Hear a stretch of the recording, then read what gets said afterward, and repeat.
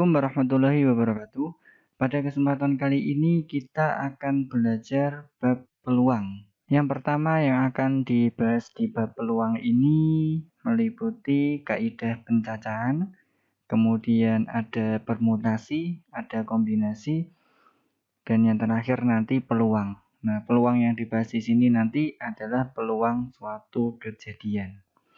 Oke, langsung saja ke materi. Yang pertama tentang kaidah pencacahan. Terdapat 3 aturan dalam mencacah, yaitu aturan pengisian tempat yang tersedia, kemudian aturan permutasi, dan aturan kombinasi. Yang pertama, aturan pengisian tempat yang tersedia. Ini menggunakan aturan tabel. Contohnya, seseorang mempunyai 3 pasang sepatu dan 5 pasang kaos kaki. Dengan menggunakan aturan tabel, tentukan banyaknya cara orang tersebut dalam mengenakan sepatu dan kaos kaki. Nah, di sini ada kalimat yang penting ya. 3 pasang sepatu dan 5 pasang kaos kaki. Nah, ini perlu kita garis bawahi. Langkah pertama, di sini perlu kita misalkan terlebih dahulu. Nah, misalkan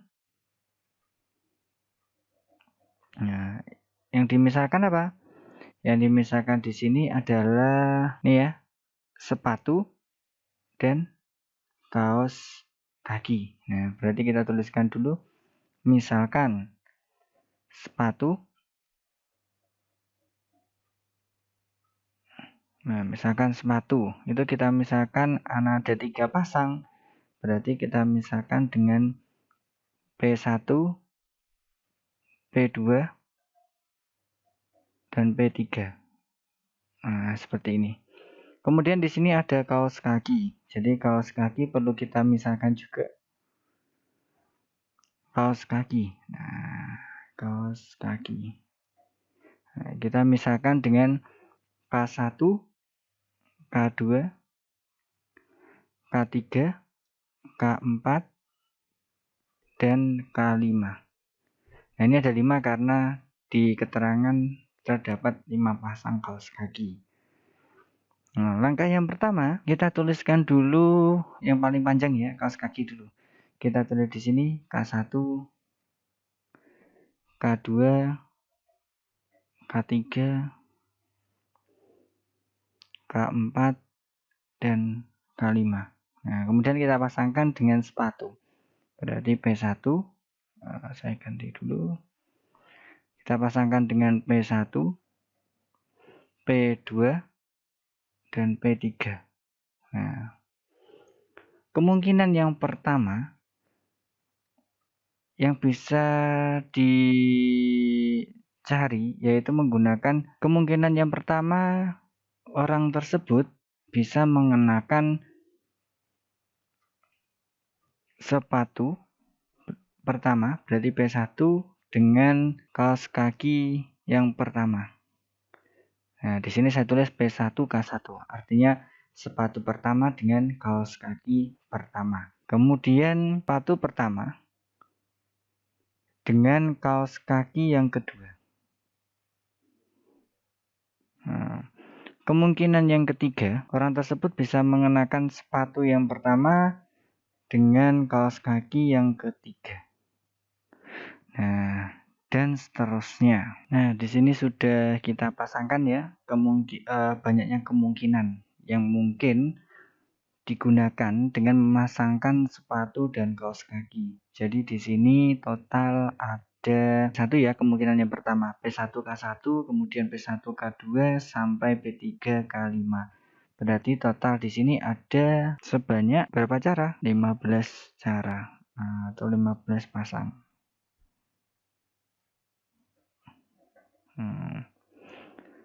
Kemudian cara yang kedua. Nah, kalau misalnya kita tidak menggunakan aturan tabel, jadi yang perlu kita amati yang pertama di sini adalah ini banyak sepatunya ada 3. Nah, ya, berarti ada 3 pasang. Kemudian kaos kaki di sini ada. Nah, cara cepatnya sebenarnya tinggal mengalihkan aja. Kemungkinannya itu berarti banyaknya objeknya tadi ya.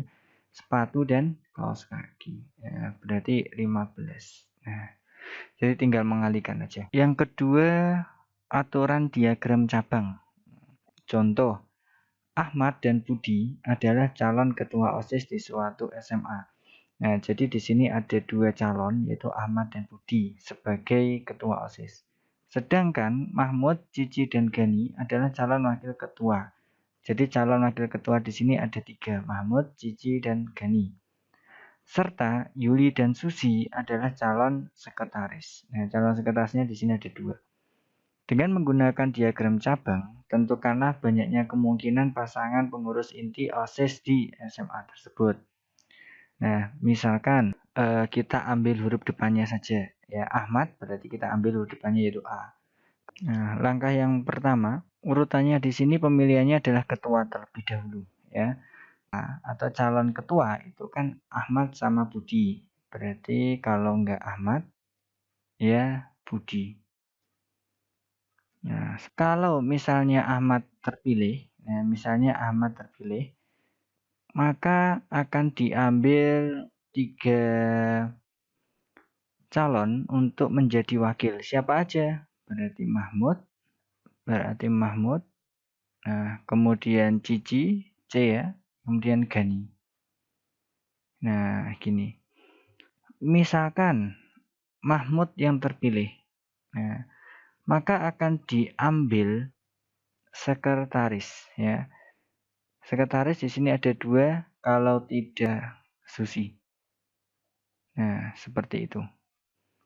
Kemudian kalau misalnya Cici yang terpilih, maka akan dipilih lagi wakil. Kalau Cici yang terpilih, maka bisa dipilih lagi sekretaris, yaitu kalau tidak Yuli ya Susi. Jadi kita cabangkan di sini kemungkinan-kemungkinannya. Ini juga sama ya, Yuli sama Susi. Kemudian bisa kita tulis kemungkinan yang pertama yang terpilih adalah Ahmad. Yang kedua, misalnya yang terpilih adalah Mahmud. Kemudian yang ketiga, yang terpilih adalah Yuli. Maka bisa kita tulis Ahmad, kemudian Mahmud, dan Yuli. Nah, ini kemungkinan yang pertama. Kemungkinan yang kedua, bisa kita pilih Ahmad, Mahmud, atau Susi. Nah, yang berikutnya A, C, Y. Nah, kemudian berikutnya A, C, S. A, G, Y, A, G, S. Nah, ini kemungkinan ketika Ahmad yang menjadi ketua. Nah, kemudian bagaimana kalau yang jadi ketua adalah Budi? Kalau misalnya Budi yang terpilih, maka kita bisa memilih wakil. Ya, wakilnya ada siapa? Ada M, Mahmud, Cici, dan Gani. Nah, seperti ini. Kemudian kita cabangkan lagi. Nah, ini juga kita cabangkan lagi. Nah, ini juga sama. Oke, kita cabangkan. Nah, kalau misalnya ketua sudah terpilih, wakil sudah terpilih, berarti kita hanya mencari sekretaris ya. Sekretaris calonnya ada 2, Yuli sama Susi. Nah, ini juga sama, Yuli sama Susi. Ini juga Yuli, Susi. Nah, sehingga bisa kita tuliskan seperti ini. Nah, kemungkinan yang pertama yaitu B, M, Y, kemudian B, M, S, B, C, Y, B, C, S, B, G, Y, B, G, S. Nah, jadi terdapat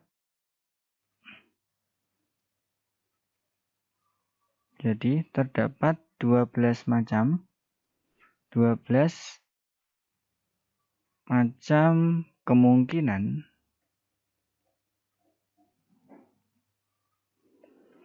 susunan pengurus.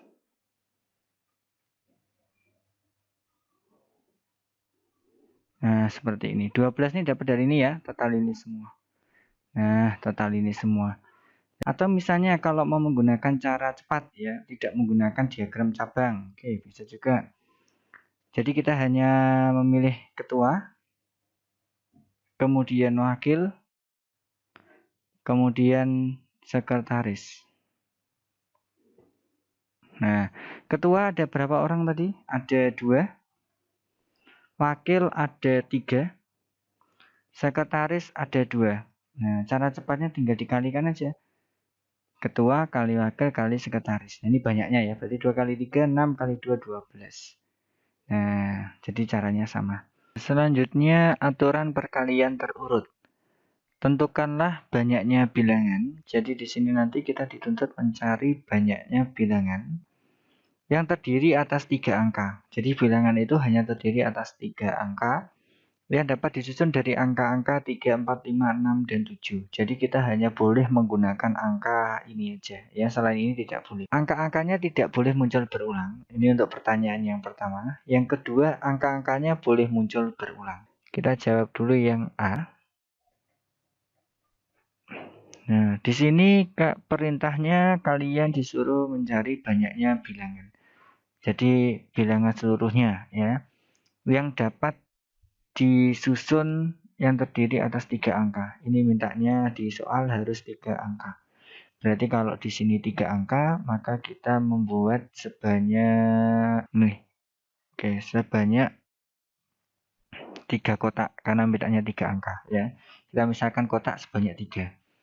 Nah, yang kotak yang depan itu kita isi dengan, kalau 3 angka berarti kan di depan ratusan ya. Nah, misalnya kalau yang ini berarti puluhan. Kalau yang ini berarti satuan. Nah, kan gitu. Untuk ratusan kita hanya bisa memilih angka-angka yaitu 3, 4, 5, 6, dan 7. Nah, jadi kita itu hanya diperbolehkan menggunakan angka ini. Selain angka ini itu tidak boleh. Berarti total di sini ada berapa angka di sini? Ada 5 angka. Nah, kalau misalnya di tempat ratusan, kita bisa tidak meletakkan 3 di tempat sini. Jadi kalau kita letakkan 3 di depan menjadi 300. Kalau kita letakkan 4 di depan menjadi 400. Nah, di sini tidak ada kriteria lain ya. Sehingga kita bisa menggunakan semua angka di sini. Jadi 3 boleh diletakkan di depan, 4 bisa kita letakkan di depan, 5 bisa kita letakkan di depan, terakhir sampai 7. Nah, jadi kalau diletakkan di depan dia menjadi ratusan.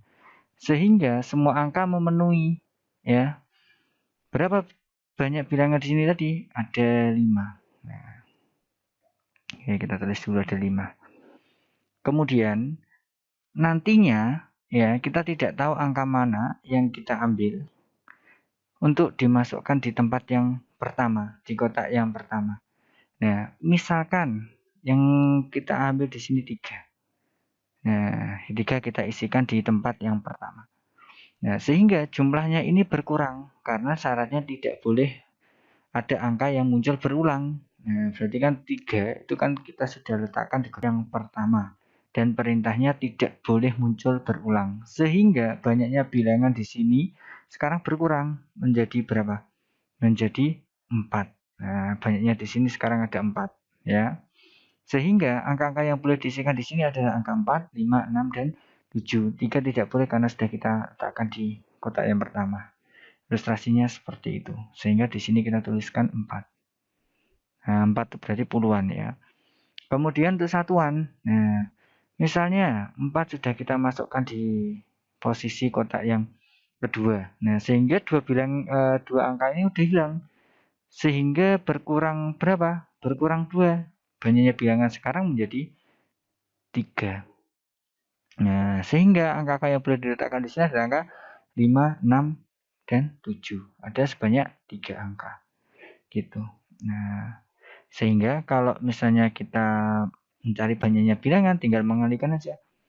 5 kali 4 kali 3. Nah, sama dengan 60 bilangan. Nah, jadi kalau kita cari satu persatu, itu ada sebanyak 60 bilangan. Yang B, angka-angkanya boleh muncul berulang. Nah, perintahnya sama ya, terdiri atas 3 angka.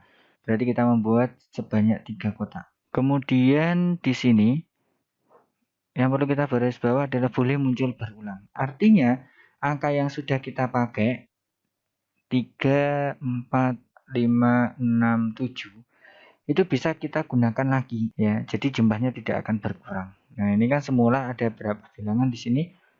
Ada 5 bilangan. Nah, gitu. Posisi yang pertama sama, kita mengisinya kalau tidak ada syarat yang khusus, maka kita letakkan pada posisi depan dulu ya, untuk lebih mudah saja. Maka semua bilangan ini boleh kita masukkan di depan, ya, sebagai tempat ratusan. Maka di sini yang boleh menempati ada sebanyak 5 bilangan, karena semua angka boleh, ya. Kemudian, karena di sini syaratnya tadi boleh muncul berulang, maka angka yang sudah kita gunakan tadi, yang berada di kotak pertama, itu boleh kita pakai lagi, sehingga banyaknya ini tidak berkurang, masih tetap 5. Nah, kemudian karena angkanya sudah kita gunakan di kotak yang pertama sama kotak yang kedua, maka di sini angka yang sudah kita gunakan tadi masih boleh kita letakkan di kotak yang ketiga. Karena boleh muncul berulang. Banyaknya angka yang boleh menempati di kotak bagian belakang ini ada sebanyak 5. Nah, gitu. Sehingga banyaknya bilangan bisa kita kalikan semua, 5 kali 5 kali 5. Sehingga jumlahnya adalah 125 bilangan. Nah, banyak sekali di sini. Nah, perbedaannya apa? Kalau tidak boleh muncul berulang, maka jumlahnya ini berkurang satu per satu. Tapi kalau boleh muncul berulang, maka jumlahnya tidak berkurang, bahkan sama semua nilainya di sini. Nah, ini perbedaannya aja. Contoh, tentukanlah banyaknya bilangan yang terdiri atas 3 angka berlainan yang dapat disusun dari angka-angka 2, 3, 4, 5, dan 6. Jika bilangan itu nilainya harus genap atau harus ganjil. Nah, pada dasarnya kalau misalnya ini diminta 3 angka berlainan, artinya berlainan di sini itu kalau kita sudah memilih satu angka, maka angka itu tidak bisa kita gunakan lagi. Misalnya kita ambil bilangan 3 angka yaitu ratusan. 246. Nah, ini kan bisa dikatakan dia genap. Karena tempat pada posisi terakhir itu kan angkanya genap juga ya. Jadi kesimpulannya 246 bisa dikatakan dia angka genap. Nah, sehingga kalau misalnya saya buat angka lagi 254 misalnya. Apakah ini genap? Nah, kita tahu genap karena pada posisi belakang. Karena di sini kan ada angka 4. Sehingga bisa dikatakan bahwa 254 itu genap. Nah, sehingga kalau misalnya pertanyaan yang pertama disuruh mencari bilangan yang genap yang terdiri atas 3 angka, maka kita membuat 3 kotak. Kemudian untuk pengisiannya itu pada posisi belakang dulu. Nah, pada posisi belakang dulu. Nah, kenapa pada posisi belakang? Karena contoh tadi kita dapatkan genap, ya, ini juga genap. Itu karena melihat pada posisi yang belakang. Sehingga pengisiannya kalau yang genap itu harus posisi belakang ini. Nah, ini dulu. Oke, di sini ada angka 2, 3, 4, 5, dan 6. Nah, kalau misalnya kita hitung, ada berapa banyak bilangan di sini? Ada sebanyak 5 bilangan. Nah, ada sebanyak 5 bilangan. Nah, kelima bilangan ini apakah bisa kita masukkan ke kotak terakhir atau kotak yang ketiga? Nah, tidak semua bilangan di sini bisa kita masukkan di kotak yang terakhir. Karena kalau misalnya mintanya syaratnya genap, maka yang kita ambil itu hanya angka-angka genap saja, yaitu angka 2, kemudian angka 4, kemudian angka 6. Nah, yang saya lingkari di sini ada 3, sehingga ketiga angka ini yang boleh menempati posisi belakang.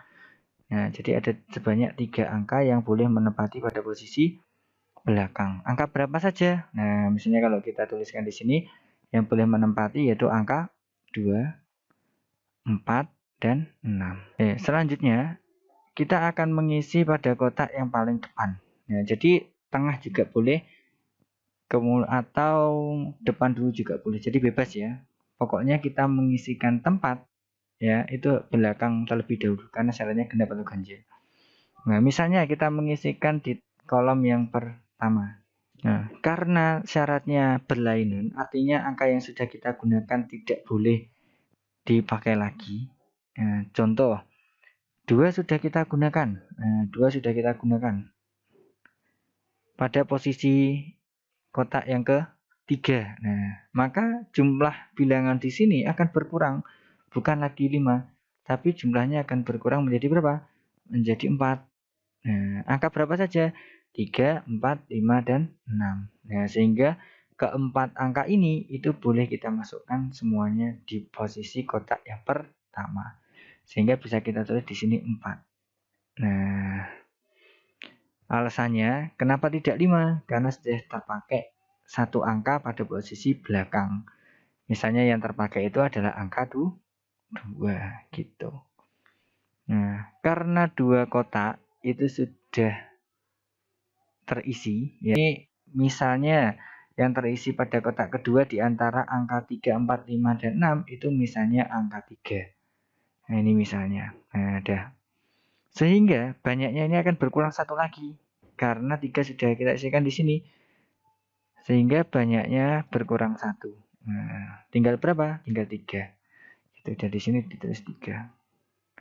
Nah, seperti itu. Sehingga kalau misalnya kita hitung, maka banyaknya bilangan tinggal dikalikan aja. 4 kali 3 kali 3.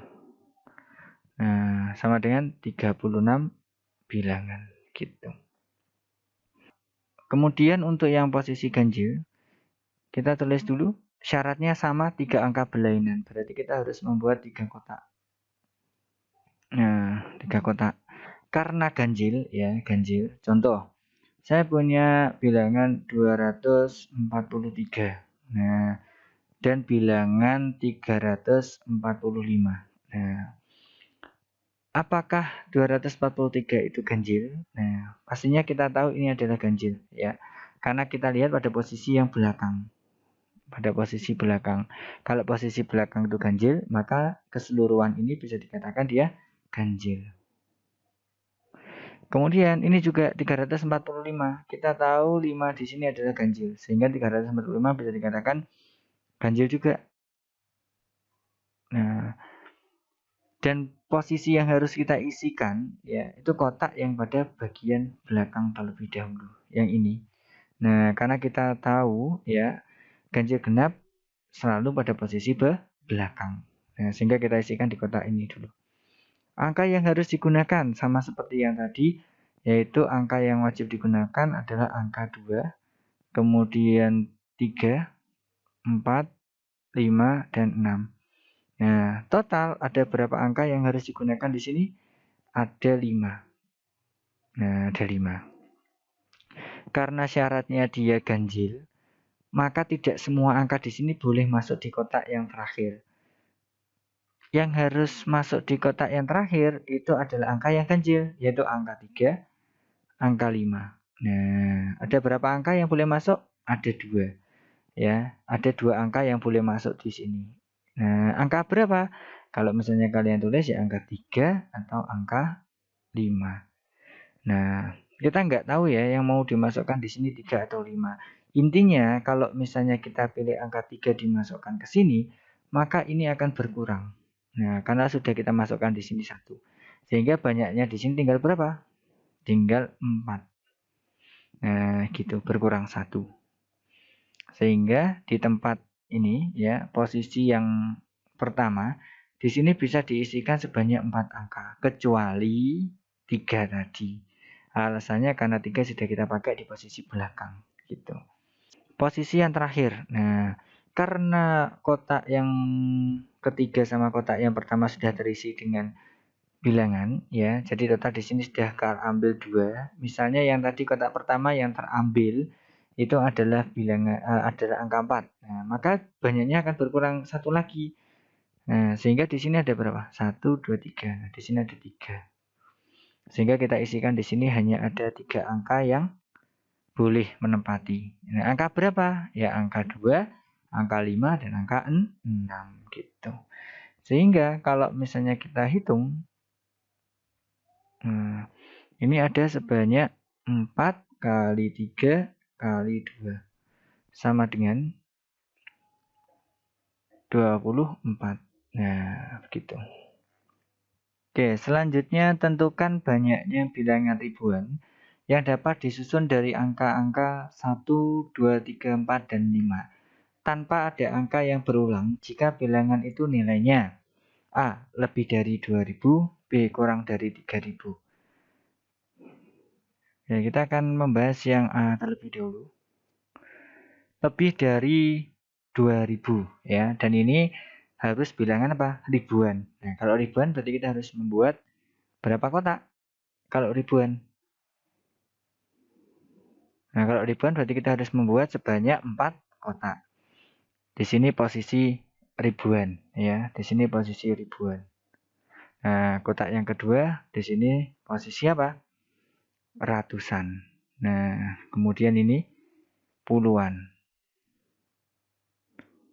Kemudian yang terakhir di sini adalah satuan. Nah, seperti ini.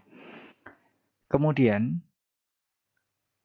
di soal minta lebih dari 2000. Nah, kalau lebih dari 2000, berarti untuk pengisian kotak itu kita isikan dari posisi kotak yang depan.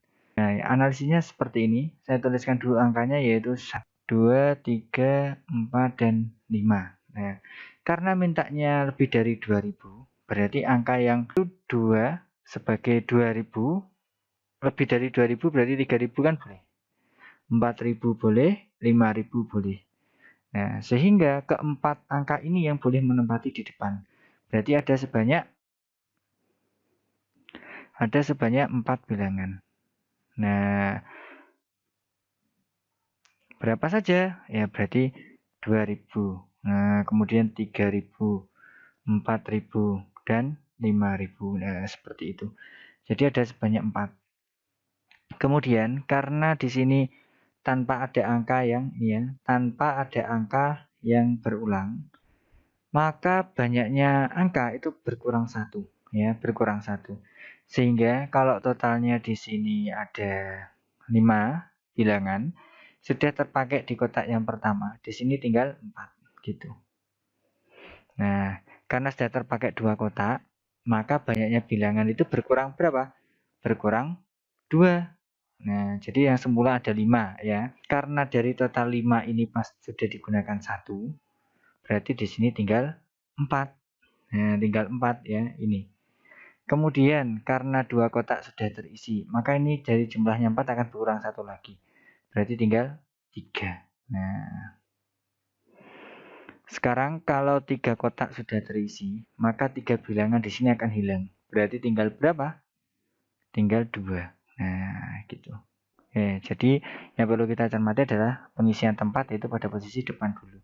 Kemudian belakangnya itu tinggal berkurang satu per satu dari total awal. Gitu. Nah, mintanya di sini ribuan ya. Berarti kita tetap membuat sebanyak berapa kotak tadi? 4 kotak. Nah, kita tetap membuat sebanyak 4 kotak. Oke, 4 kotak ya. Ini pengisiannya sama, ini ribuan, yang ini ratusan, yang ini puluhan, yang ini satuan. Nah, karena kurang dari 3000. Nah, kita lihat angka-angkanya yang tadi. 1, 2, 3, 4, dan 5. Nah, kalau kurang dari 3000, maka yang memenuhi itu kan 2000 sekian ya. Kemudian 1000. Nah, 3000 tidak ikut karena di sini kurang dari 3000.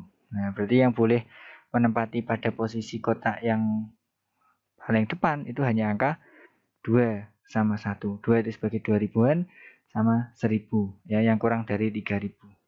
Berarti diisikan di sini ada 2. Nah, seperti itu. Karena kotak 1 sudah terisi, maka banyaknya ini akan berkurang 1. Nah, berkurang 1 ya. Berarti di sini jumlahnya tinggal 4. Nah, di sini kita isikan 4.